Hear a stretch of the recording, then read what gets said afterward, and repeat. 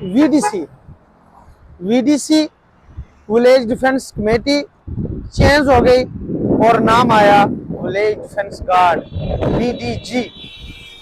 Home ministry से order pass हुआ, बहुत खुशी हुई, खुशी की लहर आ गई पूरे मीडिया हाउसेज में। जम्मू कश्मीर के जितने भी मीडिया हाउसेज हो या चाहे हमारे नेशनल मीडिया हो, सब ने यह खबर दी कि वीडीसी के लिए एक बेहतरीन स्कीम आई है।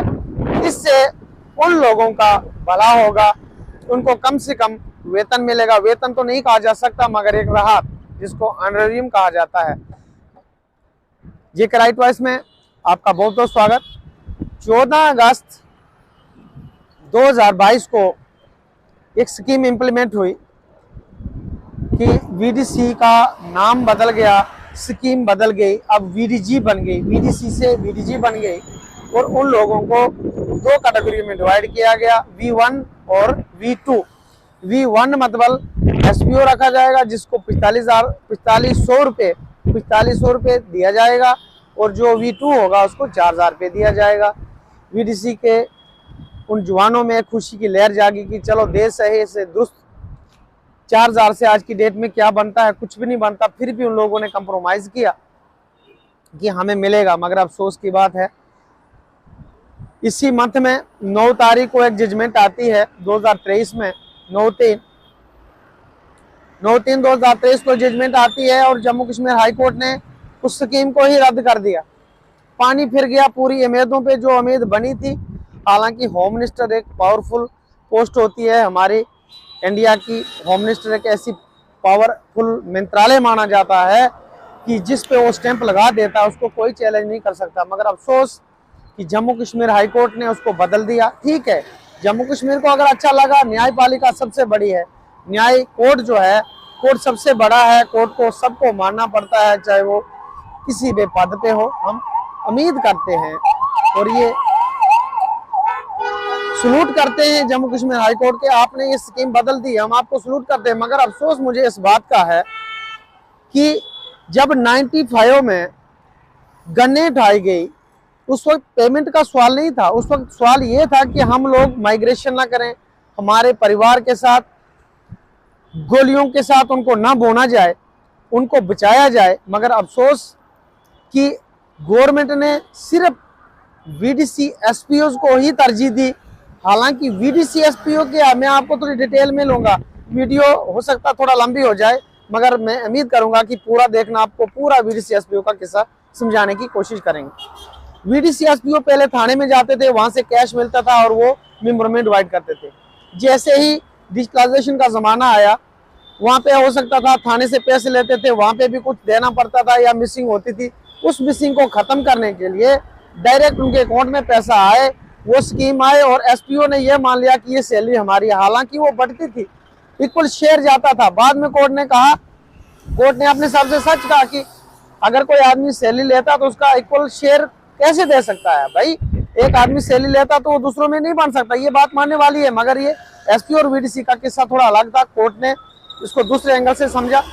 मैं कोर्ट को सलूट करता हूं, मगर मैं कोर्ट को ये बात बोलता हूं कि सर, जब कमेटियां बनी थी वेपन 303 उस मेंबर के पास भी वही है, उस एसपीओ के पास वही है, वही अम्युनिशन एसपीओ के पास है, वही अम्युनिशन मेंबर के पास है, और उसी टेरिटरी वही अम्युनिशन एसपीओ के पास है, वही अम्युनिशन मेंबर के पास है, और उसी टेरिटरी में उसी इलाके में मेंबर भी ड्यूटी कर रहा है और एसपीओ भी कर रहा है। अगर उनकी सर्विस का अगर देखा जाए, अगर 25 साल से अगर एसपीओ ड्यूटी कर रहा है तो 25 साल से मेंबर भी। एक ही कमेटी है, अगर मान के चलो सुवा कमेटी है, कुंडी कमेटी है, या गांव के किसी भी मोड़े के नाम से कमेटियां दर्ज हैं, जब कमेटी में 8 लोग हैं, 8 लोग ड्यूटियां करते हैं, 3 लोगों को आप सैलरी लगाते हो, बाकी लोगों को आपने कैसे उनको आपको सैलरी से वंचित कर सकते हैं। मैं कोर्ट से ये पूछना चाहता हूं, जम्मू कश्मीर को हाई कोर्ट जो है या court supreme court of India Yakub Memon के लिए रात को 12 बजे हियरिंग ले सकता है क्या? वीडीसी के लिए दिन के 12 बजे हियरिंग लेने का टाइम नहीं है क्या? वो देश के नागरिक नहीं है?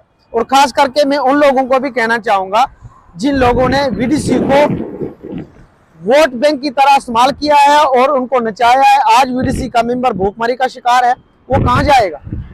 अगर वो काम पे जाता है तो पुलिस स्टेशन से फोन आ जाता है, साहब आप लोग काम पे जा रहे हो, आप तो फौजी हो।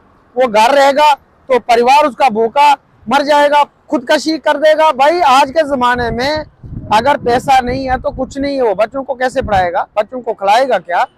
और मैं कोर्ट से ये अपील करता हूँ, वीडीसी, मैं कहूँ कि भारतीय जनता पार्टी, हमारे स्वर्गीय Atal Bihari Vajpayee ji prime minister of India थे, उस टाइम में गठन हुआ था, डोडा बचाओ आंदोलन से वीडीसी पैदा हुई।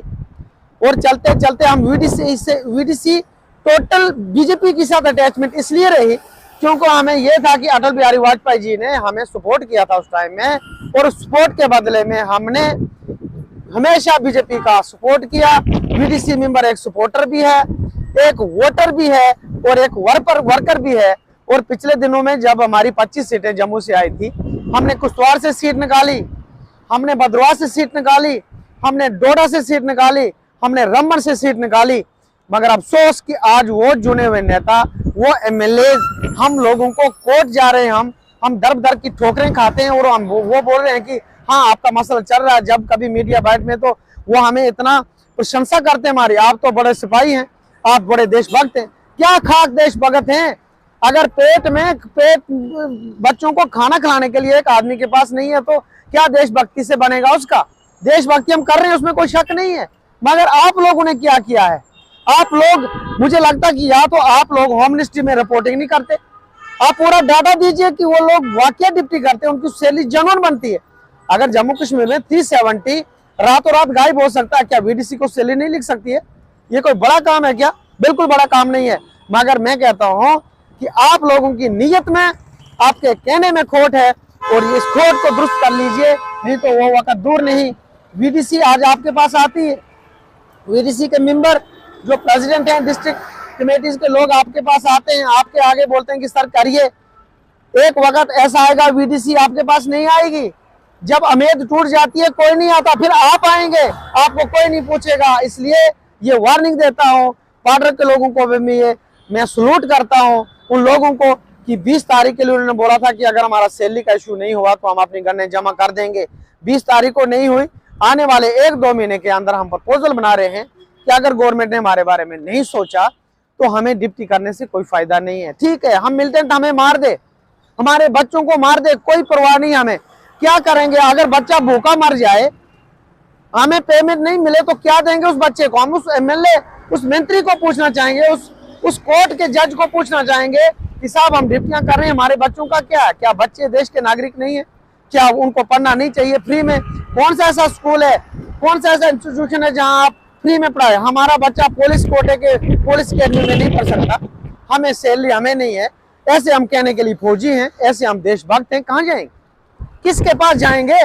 कोर्ट बोलता है कि वीडीसी की सैलरी हो नहीं सकती। क्यों नहीं हो सकती है? जब 2 सके भाई वीडीसी, जब कमेटी बनी, एक सका भाई एसपीओ बन गया, एक सका भाई मेंबर है, उन भाइयों में दरार हो गई, वो आज खून के प्यासे हो गए। एक बोलता मैं तुझे सैलरी नहीं दूंगा, दूसरा बोलता पहले देते थे, आज क्यों नहीं देते? मैं कहता हूं कि ये कोर्ट हमारी लास्ट उम्मीद है। मैं जज साहिबान जम्मू कश्मीर एडमिनिस्ट्रेशन से ये अपील करता हूँ, और खास करके एलजी साहब से और डीजी साहब से कि जनाब वीडीसी देशभक्त लोग हैं, उन्होंने डिप्टियां की हैं और आज भी कर रहे हैं, मगर हम तंग आ गए हैं। अगर कुछ दिनों के बाद हमारे बारे में अच्छा रिजल्ट नहीं आया तो ये गन्ने हम पुलिस स्टेशन में जमा कर देंगे। हमारी सिक्योरिटी आप करिए, हम देश के नागरिक हैं, आपको सिक्योरिटी देना आपका फर्ज है। इसके साथ ही ज्यादा ना बोलते हुए वीडीसी के मेंबर भाइयों को मैं ये अपील करना चाहता हूँ कि आप लोग इकट्ठे होइए। अगर हमारा मसला नहीं हल होता तो हमारे पास लास्ट एक ऑप्शन बचता है कि हम गन्ने जमा कर देंगे, उसके बाद देखा जाएगा। जय हिंद, जय भारत।